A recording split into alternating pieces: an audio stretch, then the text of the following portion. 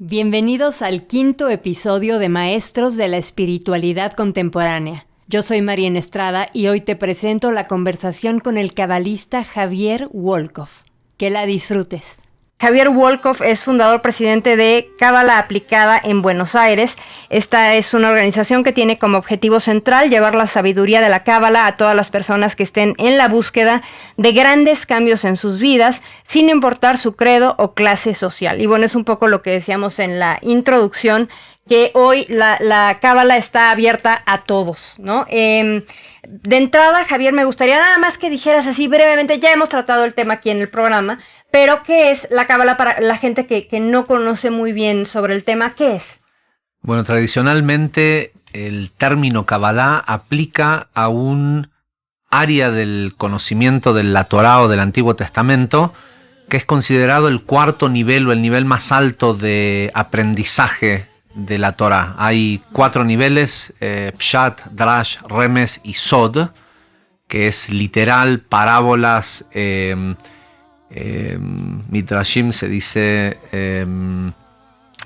explicaciones de cosas que no están escritas realmente en la Biblia. ¿Como que está detrás? ¿El contexto? Sí, un contexto es muy común encontrar lugares en la Biblia en donde faltan cientos de años entre una palabra y otra. Okay. Y el Midrash explica qué es lo que ocurrió en ese tiempo. Uh-huh. Y finalmente hay un cuarto nivel que es conocido como Sod. Uh-huh. Nuestra casa, de hecho, en Buenos Aires, la sede central de Cábala Aplicada se llama Casa Sod. Sod quiere decir secreto.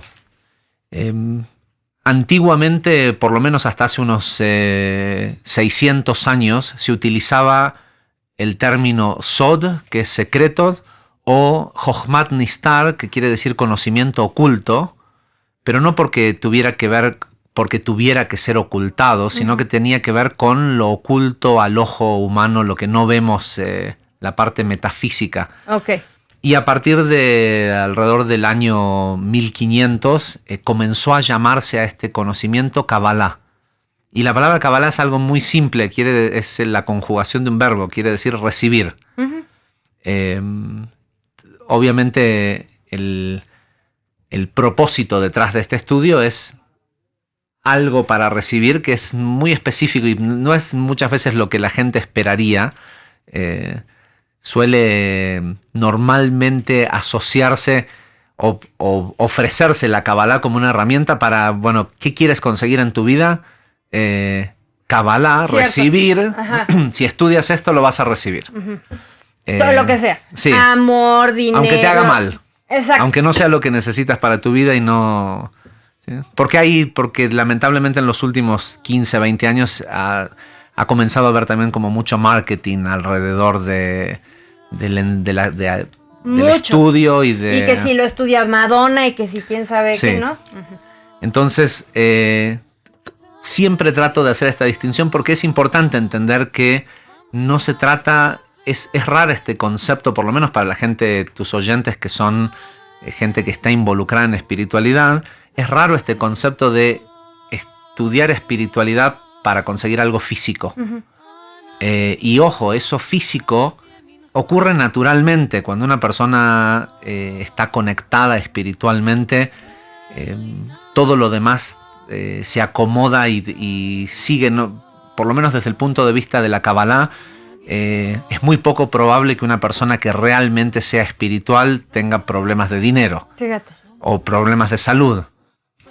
Porque la espiritualidad en sí es el camino hacia la plenitud.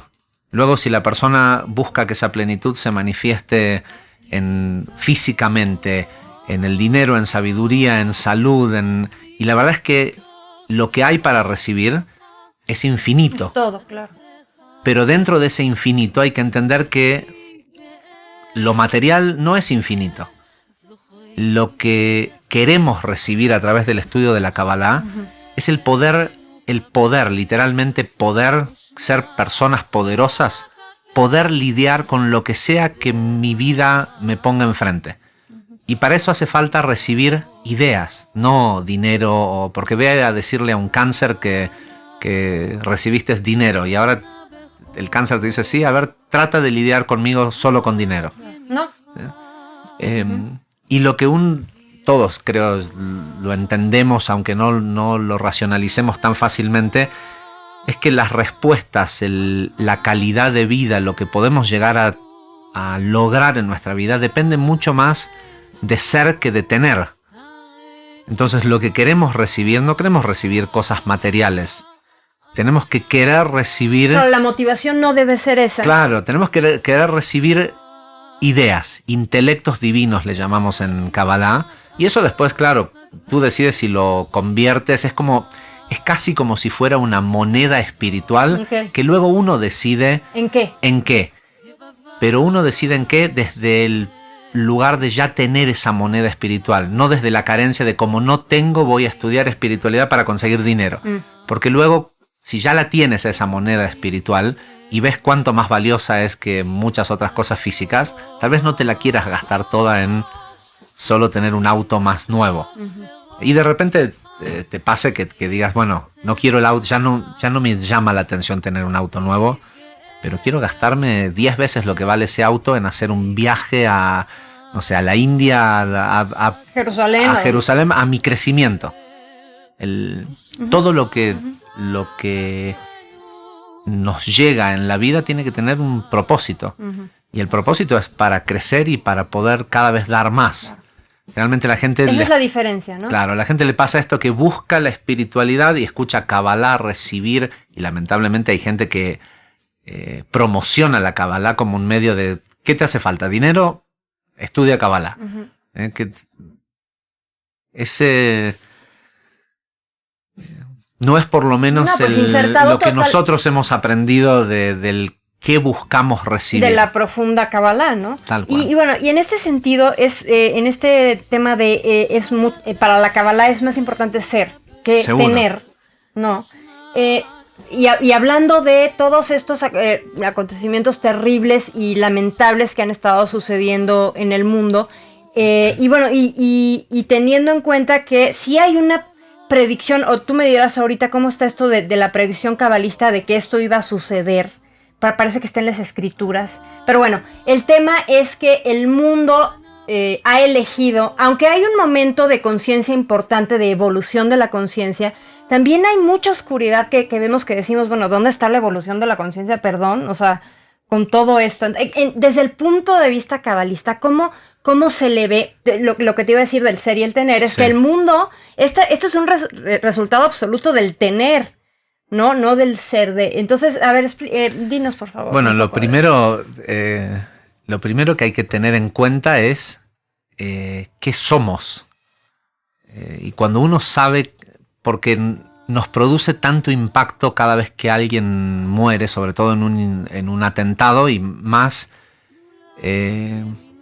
yo no sé si tus oyentes me han escuchado alguna vez a mí hablar, pero yo no suelo ser demasiado, ¿cómo se dice? Polite, demasiado amable. Ajá.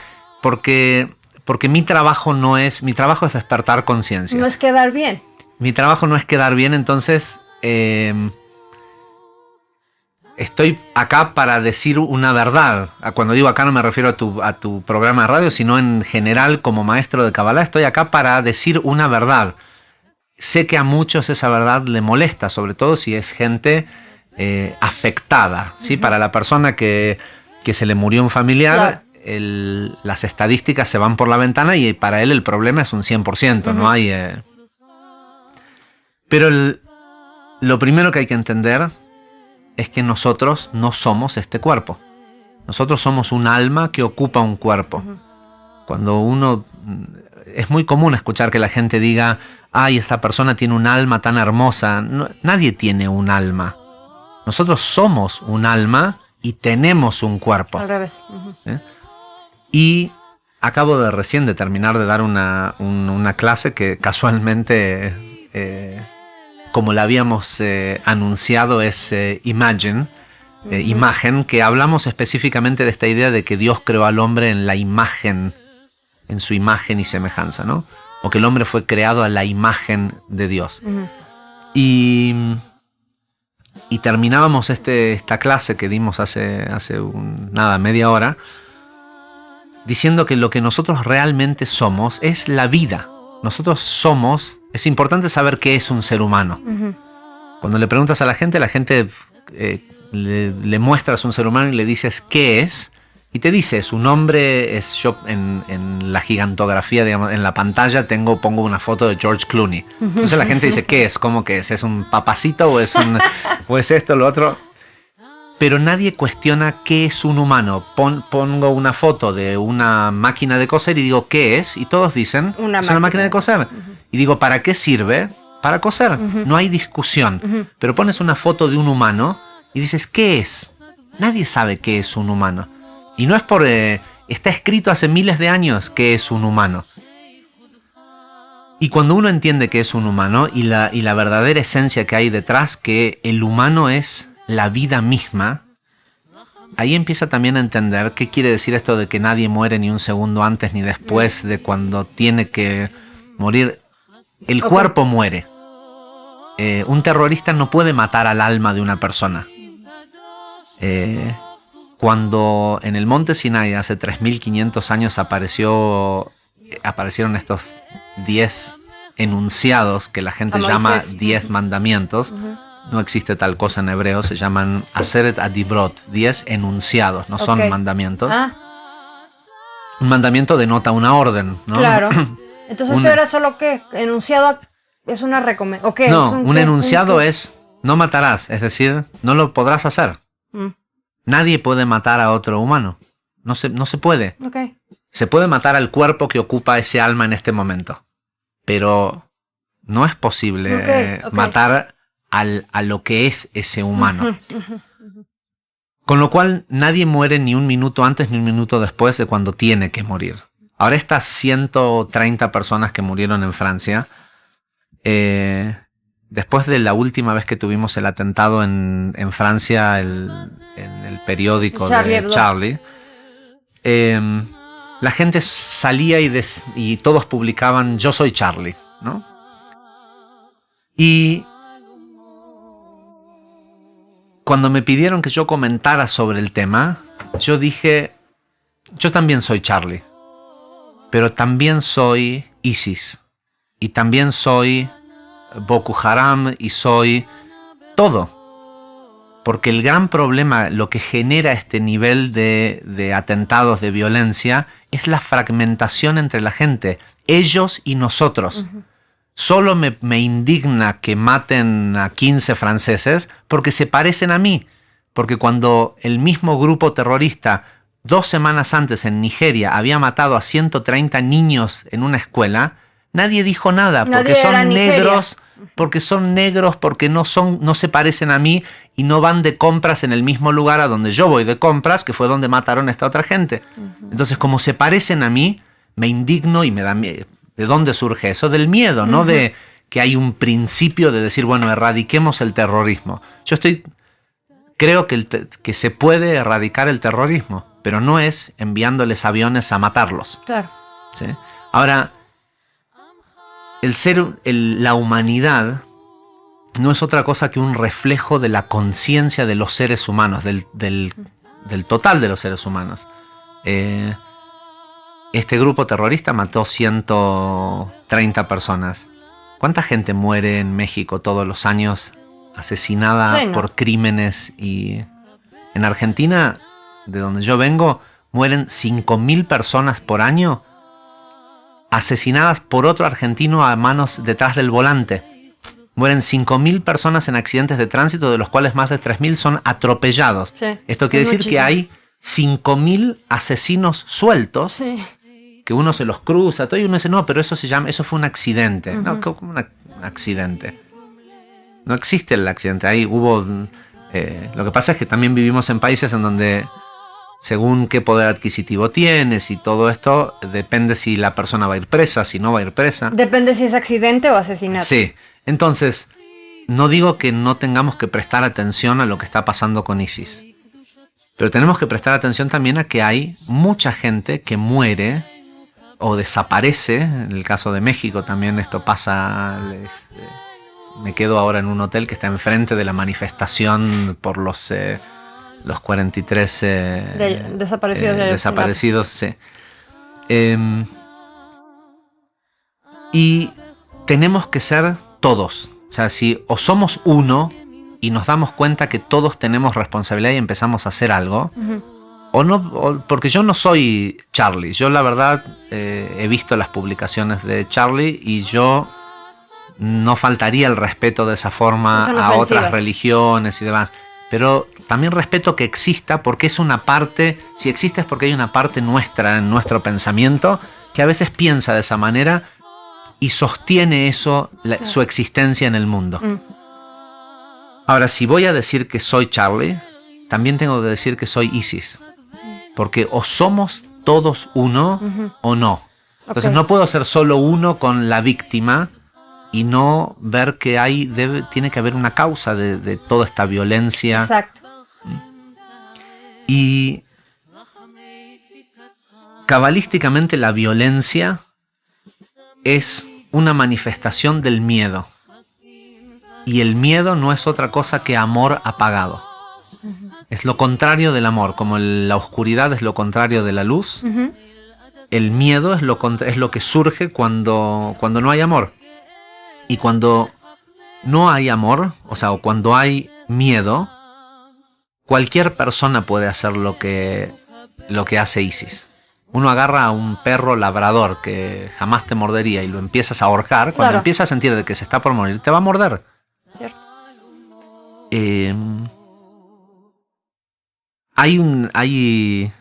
Primero creo que es importante el trasfondo que hay detrás de todo esto respecto a la cantidad de gente que se beneficia con el terrorismo. Nadie habla del pánico, ¿no? Sí, además del pánico, que existe esto en el consciente colectivo que nos regalan inseguridad para luego vendernos protección. Exacto. Pero nadie habla de quién fabrica las armas que utiliza esta gente. ¿Sí? Ellos son malos. ¿Y cómo hacen para desplegar su mal? No usan una AK-47, una AK-47, que la fabrica un fabricante en Alemania, en Bélgica o en los países armamentistas, de los grandes fabricantes de armas en el mundo. No podemos seguir creyendo que porque derrumbaron un avión norteamericano no sé dónde, se quedaron con las armas y con eso sostienen una guerrilla. Un movimiento terrorista. De esa magnitud, ¿no? Entonces tenemos que empezar a tomar responsabilidad. Cuando uno se entera de estas cosas es porque uno tiene una parte de responsabilidad. Pero nos tiene que importar de igual manera cuando matan también a musulmanes, cuando matan a negros en África. Suena feo como lo digo, pero es así. Cuando mientras se matan entre ellos no nos molesta. ¿Sí? Y ese sufrimiento afecta a todo el mundo. Pero por otro lado, hay un cierto grado de perfección detrás de todo esto. Y cuando digo tomar responsabilidad, tiene que ver con tratar de identificar en dónde está el ISIS en nosotros. ISIS lo que está haciendo es que está tratando de imponer utópicamente una idea de un Estado musulmán, que es lamentable que utilicen la palabra Estado musulmán, porque lo que ISIS hace no tiene nada que ver con el Islam, ni con el Corán, ni con la espiritualidad que hay. ¿Quién se puede imaginar que, no sé, los sufis van a ir a agarrar una ametralladora? Al contrario, es el amor. Todo lo contrario. Son todo amor, claro. Yo siempre cuento que hay una ciudad en Israel que se llama Nablus, Shechem, que está en una zona A. Las zonas A en Israel no es ilegal para un israelí que cruce a una zona A. Y para un judío se recomienda que no vaya. Si tiene pasaporte israelí, directamente no puede ir, a menos que vaya en una misión del ejército. Son los territorios ¿árabes? Territorios árabes, o sea, bajo control de la policía árabe, pero son parte del territorio de Israel, ¿no? Y esta ciudad, Nablus, es sumamente peligrosa, pero en esta ciudad es donde está la tumba de Yosef Atzadik, del patriarca Yosef.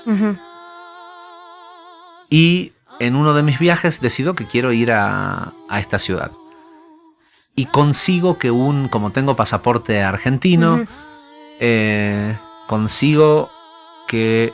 Y de hecho yo en el pasaporte tengo también pasaporte norteamericano, que es el que uso generalmente para entrar a Israel, y en el argentino también tengo sellos de haber estado en países árabes, ¿no? Entonces eso ahí facilita quitabas un poco de sospecha sobre tu origen. Y tengo un apellido ruso, que tampoco es demasiado... La cosa es que consigo un taxista jordano que me lleve. Y hacía una semana habían matado a un soldado israelí en el Suk, en el mercado de Nablus. Yo les puedo decir que en pocos lugares del mundo me sentí tan bienvenido como en Nablus. Al punto de qué sé yo, nos sentamos a almorzar en un lugar, a comer falafels en un puestito, donde no me querían cobrar porque es poco común que venga gente como tienen todo esta cerco de seguridad. Y no solo el cerco, sino esta idea de que es el lugar más peligroso del mundo. Los turistas no van. Y para mí fue una experiencia increíble, porque me dijeron no vayas a rezar en hebreo ni a hacer nada en la tumba cuando estés ahí de Yosef Atzadik, para que no te identifiquen. Los israelíes van a la tumba de Yosef Atzadik de vez en cuando, pero van en convoys militares. Entonces, el malestar que provoca ver venir un convoy con tanques y esto y lo otro, no es... o sea, eso que hay para conectar en ese lugar, que es la tumba de un patriarca, está todo rodeado de un odio y de... ¿sí? Entonces yo no quería eso, entonces fui solo. Y todos me decían, pero estás loco, ¿cómo? Y yo les puedo decir que la hospitalidad del pueblo árabe es inigualable. Nunca te va a pasar que en otro lugar el pueblo, el verdadero musulmán, se saca la comida de la boca para darte de comer. Lo que pasa es que esto que ocurre no tiene nada que ver con los musulmanes. Esto es un extremismo que es tan parecido como el extremismo de Naturei Karta y de otros grupos ortodoxos judíos que ni siquiera reconocen el Estado de Israel. O sea, esto hay en todas partes. Y que probablemente es creado, como decías hace rato, por intereses económicos, para ver quién gana qué y yo qué ganancia obtengo de esto. Ya creé este grupo, para seguir colocando mis armas y en fin, ¿no? Pero detrás de esto también está, más allá del interés comercial o político que hay detrás de las guerras, que sabemos que lo hay, uno tiene que preguntarse qué parte de uno representa ISIS. No sé cómo será en Argentina, en México, pero en Argentina es muy común escuchar que la gente, generalmente gente de clase media alta, que son los que son víctimas de los robos y de... ¿sí? Digo, acá no me ven porque es radio, pero digo víctima entre comillas con diéresis, porque en realidad nadie es una víctima. Sienten que quien les roba y el peligro está en manos de lo que en México diríamos los nacos. ¿Sí? Y hay una es muy común escuchar a argentinos decir a estos tales por cuales, ni siquiera lo voy a decir porque generalmente es muy despectivo, habría que matarlos a todos. ¿Sí? No, acá la única forma de solucionar esto es matarlos a todos, a estos, digámosle, nacos o lo que sea, pero en argentino es mucho más despectivo el término. Y eso es algo que no lo dice una persona o dos personas. Hay una parte de la población que proyecta eso, pero pero no van y no van y lo hacen. No es que dicen, bueno, ¿sabes qué? Si esta es la solución y hay que matarlos a todos, yo voy a salir y los voy a matar. Claro. No lo hacen y ni siquiera hay conciencia de que están proyectando ese odio, ¿no? Claro, pero lo dicen con una intensidad y con una emoción que sí lo proyectan. Y todo lo que sube, baja. ¿Sí? Eso que emiten y que proyectan cuando juzgan y dicen que esta gente habría que hacer esto, alguien luego que sí es poderoso, es decir, que puede, que cuando se le mete algo en la cabeza va y lo hace, ejecuta eso mismo. Y a mí tomó un tiempo de trabajo con mis alumnos en Buenos Aires acerca de esto, porque era una idea que no la podían aceptar. ¿Cómo yo puedo tener que ver con que alguien en ISIS esté degollando gente? Sí, porque cada vez que se te ocurre pensar a esta gente habría que matarlos todos y la persona le pone normalmente la intensidad de que lo dice después de haber escuchado una noticia sobre una víctima parecido a él o a ella, ¿sí? Que le remueve miedo de que a él le puede pasar lo mismo, claro. Se identifica y dice habría que matarlos a todos. Eso sube y luego baja. Okay. Y sube al consciente colectivo. Al consciente colectivo. Y cuando alguien lo descarga como en la computadora. Boko Haram o como ISIS dice tiene que sacar energía de algún lado para matar a alguien. Y créanme que 120 personas es mucho menos de la cantidad de millones de argentinos que dicen a estos negros de M habría que matarlos a todos. Y lo dice gente que luego va a su clase de meditación y luego ni hablar que va a la iglesia y se golpea el pecho y que va a la sinagoga y son miembros de la sociedad. Nadie dice a esta gente habría que educarla a toda. Estamos viviendo en un mundo en donde o tomamos responsabilidad y nos damos cuenta de que ya nada nos puede proteger más que la protección espiritual que tengamos, con lo cual en lo que hay que empezar a ver es que a lo mejor esta gente, en lugar de solo preocuparme en la educación de mis hijos, también tendría que preocuparme en la educación de aquel que no es tan afortunado. Claro, que no tuvo la misma oportunidad que yo o que mis hijos. Hablando en términos cabalistas y hablando en términos de columna izquierda, hablando del árbol de la vida, y que hay una columna izquierda, para los que no sepan, una derecha y una central. La izquierda es la que recibe, ¿no? La derecha es la que da y la central es la del equilibrio.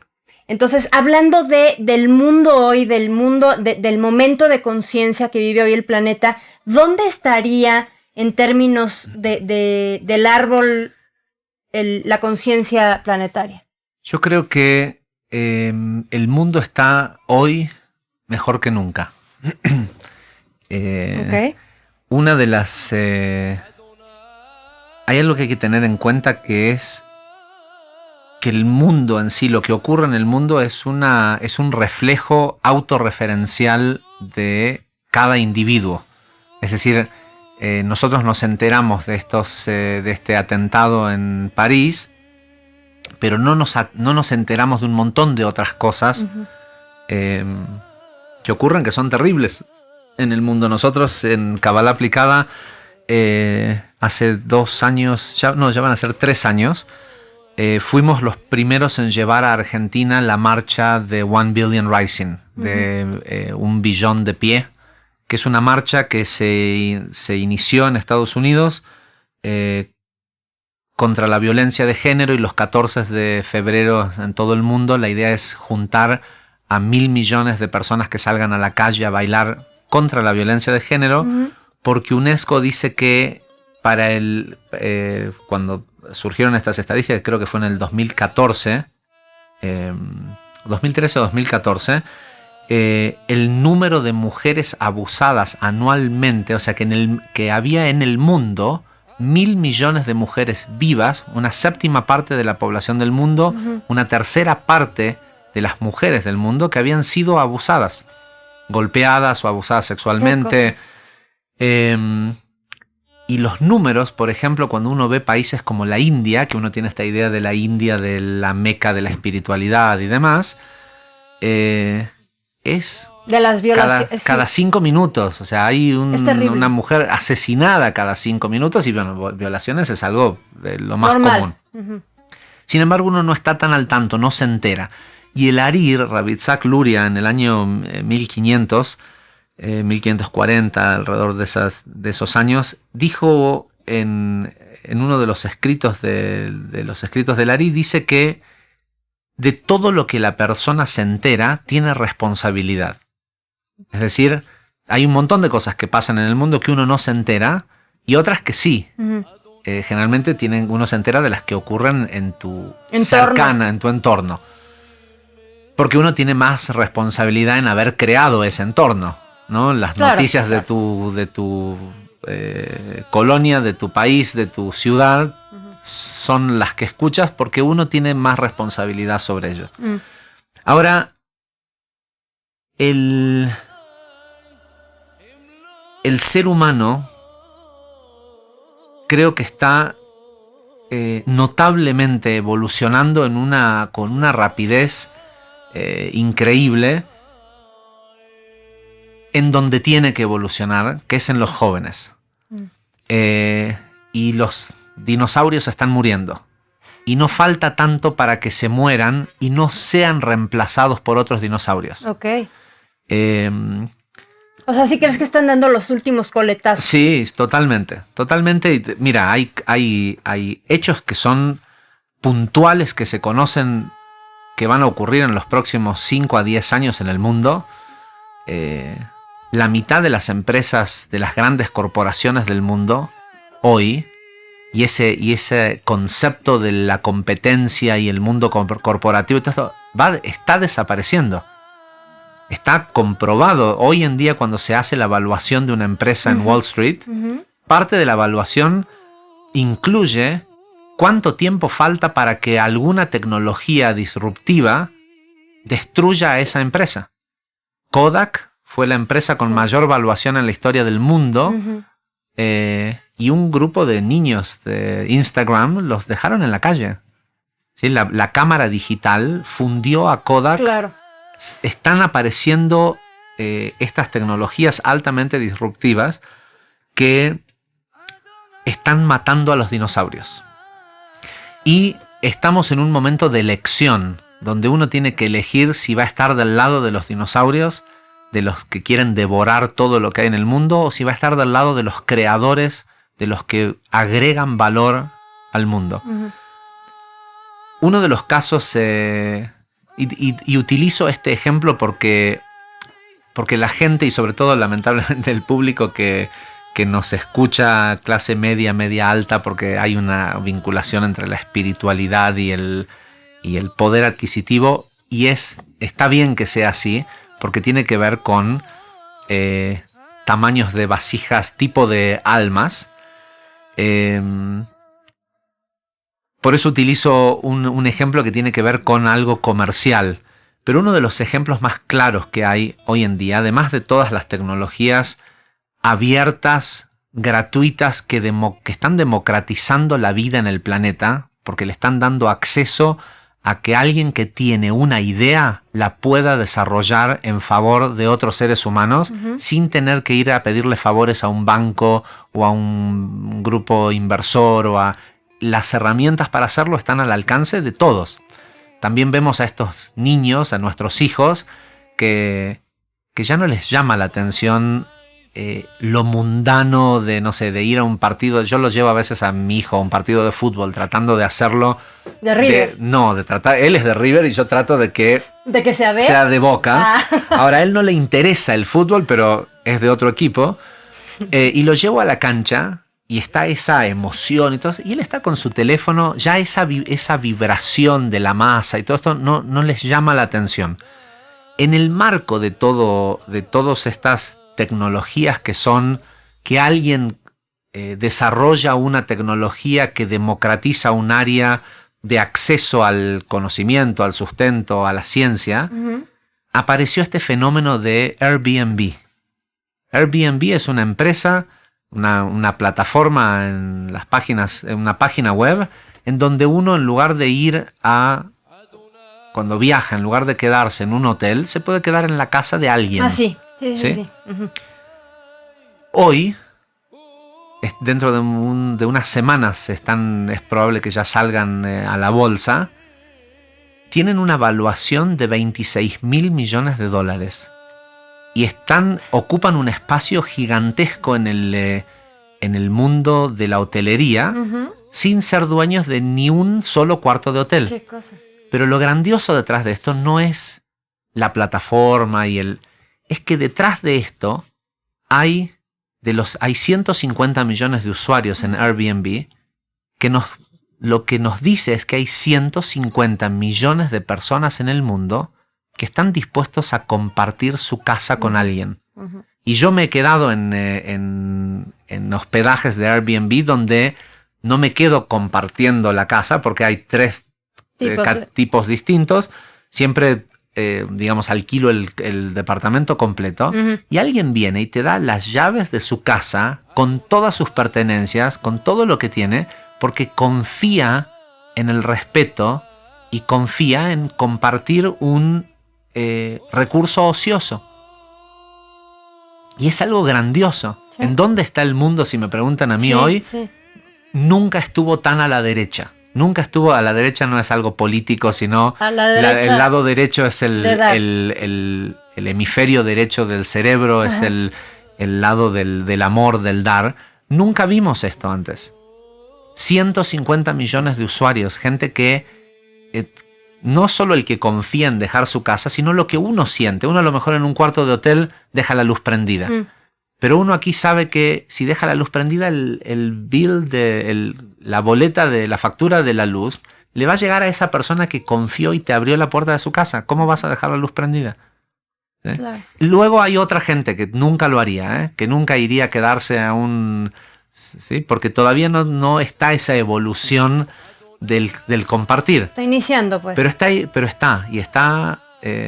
y lo vamos a ver crecer exponencialmente. Y en este sentido, y hablando de la corrección que tanto hablan los cabalistas, ¿crees que se está corrigiendo la vasija de Malhut? Sí, absolutamente lo que está ocurriendo. Y mira, y hay gente que nunca lo va a ver, y hay gente que se va a ir de este mundo sin haberlo cuando digo visto, no verlo en otros, no haberlo experimentado. Okay. Pero lo que nosotros tenemos que saber es que no importa lo que hace el resto. Uh-huh. El mundo está en donde está mi conciencia, no la de todos.